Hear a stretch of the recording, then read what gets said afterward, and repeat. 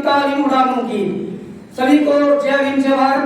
मंच पर बैठे बापसेफ के अध्यक्ष श्री सुलेशन जी, उनके साथ श्री गिरवेश जी और हमारे भारत की जो माता सावित्रीबाई फुले की उनकी तर्ज पर काम करने वाले, अगर मैं ये कहूँ कि हमारे जम्मू कश्मीर की सावित्रीबाई फुले श्रीमती संगीता गंगोत्रा जी यहाँ पर बैठी हुई है। मैं इनका धन्यवाद करना चाहता हूँ कि यहाँ मुझे बोलने का मौका दिया। और जो हमारा टॉपिक है इम्प्लीमेंटेशन ऑफ रिजर्वेशन, मैं उस पर ही बात करूंगा, ज्यादा समय नहीं लूंगा। सबसे पहले हमें ये जानना होगा कि हमें रिजर्वेशन की जरूरत क्यों पड़ी। रिजर्वेशन जिसको अलग अलग तरीके से देखा जाता था, जिसको बड़े गिरे हुए तरीके से देखा जाता था, और रिजर्वेशन है क्या, ये दरअसल में ये हमारी रिप्रेजेंटेशन थी। हमें अपने आप को रिप्रेजेंट करना है, कोई भी भीड़ होगी वहां पे हमें अपने आप को रिप्रेजेंट करना है। क्योंकि जब बाबा साहब पढ़ाई कर रहे थे, उनके साथ क्या क्या बीती थी हम और आप लोग सिर्फ पढ़ सकते हैं, जान सकते हैं। क्योंकि हमने जब तक बाबा साहब को नहीं पढ़ा तब तक हम इस रिजर्वेशन का हकदार नहीं बनते हैं। लेकिन हम आज रिजर्वेशन ले रहे हैं, खा करके अपने घर में बैठे हुए हैं। तो मैं उन लोगों को संदेश देना चाहता हूँ कि आपको थोड़ी सी शर्म हो तो अपने बाबा साहब की बात को मानो, और पे बैक सोसाइटी का जो कंसेप्ट बाबा साहब ने दिया था वो आपको पूरा करना चाहिए। 4 टाइम की रिजर्वेशन हमें दी गई थी, 4 टाइप की रिजर्वेशन, बाकी सभी रिजर्वेशन को खत्म करना चाहती है गवर्नमेंट भी, लेकिन एक जो रिजर्वेशन सिर्फ 10 साल के लिए दी गई थी पॉलिटिकल रिजर्वेशन, उसको आगे बढ़ा रहे हैं क्योंकि उसमें उनका बेनिफिट हो रहा है। अब आपने सोचा होगा कि सिर्फ क्या एक ही प्रकार की रिजर्वेशन है। अब हमारे जो रिजर्वेशन मिली वो किस बेस पे मिली आर्थिक आधार पे नहीं था, उसका आधार आर्थिक आधार नहीं था, उसका आधार था एजुकेशन और इकोनॉमिक सोशली जो बैकवर्डनेस थी, उसके आधार पे हमें जो रिजर्वेशन मिली है। लेकिन इसको भी खत्म करने पे तुले हुए हैं। और ये रिजर्वेशन दिख गई है सबको, क्या रिजर्वेशन लेके फलाने का बच्चा हो रिजर्वेशन लेने के लायक नहीं, वो तो केएस ऑफिसर बन गया, आईएएस ऑफिसर बन गया। लेकिन जो बाकी है उनका क्या बनेगा। अभी तो हमें रिजर्वेशन का एक फीलिंग ने फायदा नहीं लिया, तो उस रिजर्वेशन को खत्म करने पे तुले हुए हैं। तो मैं कहना चाहूंगा कि क्या ये प्रत्यक्ष रूप से जो रिजर्वेशन दिख रही है, अप्रत्यक्ष रूप से कोई रिजर्वेशन है जो किसी ने देखी हो? कोई बता सकता है कि कोई अप्रत्यक्ष रूप से भी रिजर्वेशन है हमारे देश में? हम विदेशों में जाएंगे, वहां का कॉन्स्टिट्यूशन पढ़िए, वहां पे भी अफर्मेटिव एक्शन के तौर पर रिजर्वेशन उन लोगों को दी जाती है। और रिजर्वेशन देने का मकसद क्या था कि एक लाइन हमारी खींची हुई है, उसके पैरेलल एक दूसरी लाइन खींचेंगे, हम उसको बराबर का हिस्सा देंगे।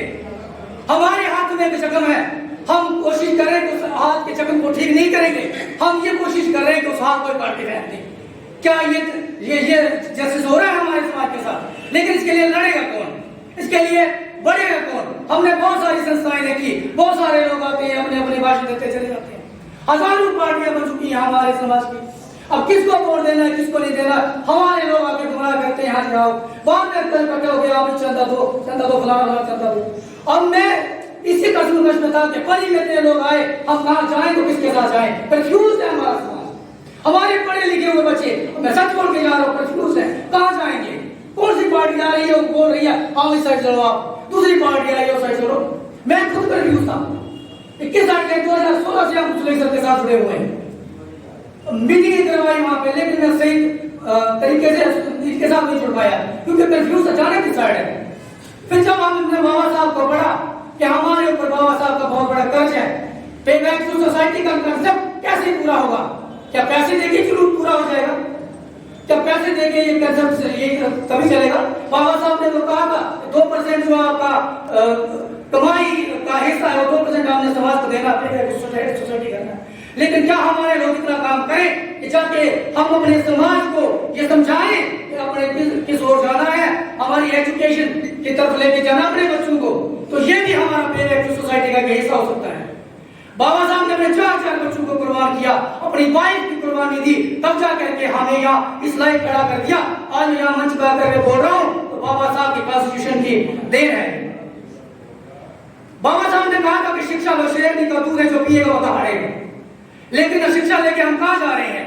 जब हमें नौकरी मिल जाती है उसके पहले हम पूरा अपना सारे सर्टिफिकेट लेके ऑफिस में पहुंच जाते हैं कि हमें नौकरी दो। लेकिन जैसे ही नौकरी मिल जाती है हम अपनी जान छिपाना शुरू कर देते हैं, हमारे लोग बातचीत करना छोड़ देते हैं, हमें जानते तक नहीं है, और जैसे ही रिटायर हो जाएंगे उनको बाबा साहब की याद आएगी। इसके साथ साथ में एक और जो जुडिशियल मैटर है, मैं उसको बोल रहा हूँ, कॉलेजियम सिस्टम जो हमारे देश में चला हुआ है, क्या उसमें रिजर्वेशन नहीं किसी को नजर आती है? क्या ये कॉलेजियम सिस्टम खत्म नहीं होना चाहिए? और जो हमें रिजर्वेशन दे दी गई है, जो एक लाइन की चीज उसको बराबर करने के लिए जो बाबा साहब ने रिजर्वेशन दिया है, उससे आज सबको पीड़ा हो रही है। तो मैं ज्यादा टाइम ना लेता हुआ, मैं भी जब लोगों को बोलता हूँ कि चलिए आप चलिए हमारे साथ चलिए, नहीं वहां जाके लेना क्या है, पैसे खर्च करने, और जहां से मैं आता हूँ यकीन मानिए वहां पे अभी 2 महीने हुए हैं, अभी तक अभी जस्ट ब्लैक कॉपी हो रही है, अभी रोड पहुंचा है। 35 किलोमीटर बाय फुट मुझे जाना पड़ता था वहां पे, लेकिन मैं आके बड़ी में प्रोग्राम करवाता उसकी गवाह है। सुनीता मैम से बहुत बार मिला यहाँ पे जम्मू में आके, कोई भी पार्टिसिपेशन तो सीखता हूँ कि हमें सीखना है, हमें और कुछ अपने गाँव में जाकर वो इम्प्लीमेंट करना है। हम कोशिश करते हैं कि हम आपसे सीखे जाएं, और हमें भी यहाँ पे मौका मिलना चाहिए। बनी में हमने एक काम स्टार्ट किया था, बाबा साहब का स्टैचू वहां पे लगाना। बहुत सारे लोगों के साथ मिला, और बहुत सारे डायरेक्टर भी यहाँ पे आए, बहुत अच्छे लीडर हैं हमारे जम्मू कश्मीर को मानते हैं, उनके साथ भी मिला। जब मूर्ति की बात की, मैंने स्टैचू लगाने की बात की, तो उनका जवाब था मूर्ति से क्या दूर लोगे? डर जाता है मन डर जाता है। लेकिन वही जब सामने बच्चे से मिलते हैं, सुनीता मैम से मिलते हैं, सुलेखा से मिलते हैं, तो कहीं ना कहीं दिल में हौसला आता है, बेटा करो, हम आपके साथ हैं।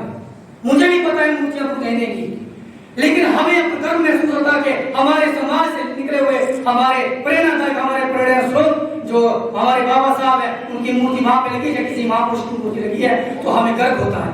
माननीय काशीराम जी एक पेन लेके एग्जाम्पल दिया करते थे कि 85% ये नीचे वाला बाल और ये ऊपर वाला हिस्सा जो है 15%, ये राज नहीं चलेगा। और मैं उसके बाद सोच रहा था कि आगे हमारा विजनरी लीडर कौन होगा। तो मैं बात देना चाहूंगा माननीय सुलेसर को कि जिन्होंने ये एजुकेशन पॉलिसी लाई है, और हमें तन मन धन का साथ देना चाहिए, क्योंकि हमारे बच्चे पढ़ेंगे तभी कामयाब हो पाएंगे, अदरवाइज नहीं हो पाएंगे। मैंने देखा हमारे सबसे ज्यादा बच्चे जो है वो एकल विद्यालय में लगे हुए हैं। क्यों लगे? वहां पे 1000 रुपया मिलता है, और कर क्या रहे हैं, हमारे ही बच्चे वहां पे लेकर के वहां पे हमारे बच्चों को पढ़ाया जा रहा है। और क्या शिक्षा मिलेगी आप सब जानते हैं। न्यू एजुकेशन पॉलिसी लाई गई है, उसके अंदर क्या है, मैं बोलने में थोड़ा सा रिस्क नहीं लूंगा, हमारे जो यहाँ इंडस्ट्रियल लोग बैठे हुए हैं बताएंगे। तो उसमें क्या क्या ला के खड़ा कर दिया हुआ है, मर्जर एंड क्लोजर की पॉलिसी है उसमें लाई है, क्या होगा उसका, ये अच्छी तरह समझा सकते हैं आप। तो इसी के साथ मैं फिर यहाँ पर एक दिन हाई कोर्ट में जाना हुआ मेरा, हमारे देश के पहले कानून मंत्री और जिन्होंने कॉन्स्टिट्यूशन लिखा, वहां पे देख रहा था हाई कोर्ट के बाहर परिसर में बहुत सारी जगह पड़ी हुई है। अगर वहां पे सर हम ये बात करेंगे बाबा साहब का वहां पे भी स्टैचू लग जाए तो बहुत बड़ी बात होगी हमारे लिए। तो इससे ज्यादा मैं ना कहता हुआ मैं अपनी वाणी को विराम देता हूँ, और जय हिंद जय भारत।